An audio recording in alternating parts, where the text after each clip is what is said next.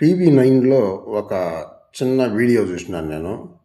తెలంగాణలో ఒక ఇంటికి నలుగురు బ్రాహ్మణులు వచ్చి ఏదో పూజో ఏదో చేపిచ్చినారంట.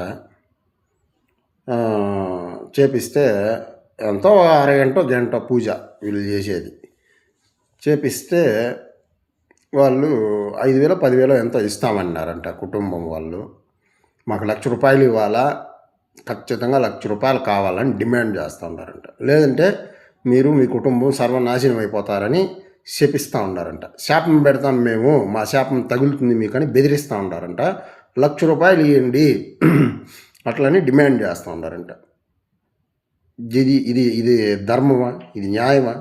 వీళ్ళంతే జనాల్ని, అమాయక ప్రజల్ని మాయ మాయలు, మహిమలు, పిచ్చి పూజలు, క్షుద్ర పూజలు, లింగయోని పూజలతో యామారిచ్చి డబ్బులు దొబ్బేది, భయపెట్టేది.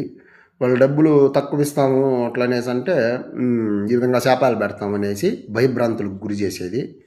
ఈ చెత్త వెధవలు పెట్టే శాపాలు తగలుతాయా? శాపాలు ఫలిస్తాయా? అసలు పూజలు ఎందుకు పూజలు చేయించుకుంటూ ఉన్నారు? పిచ్చి పూజలంతా పూజలు చేయించుకుంటే ఏం ప్రయోజనం ఏముంది? ఏం ప్రయోజనం కలగదు పూజలు చేయించుకుంటే. మీరు చేయకపోయినా మీకు నష్టం కూడా రాదు. ఇట్లాంటి మూఢాచారాలనంతా వదలండి. ఈ బాపనోళ్ళని దేనికి పిలవద్దండి, అదే నేను చెప్తా ఉండేది.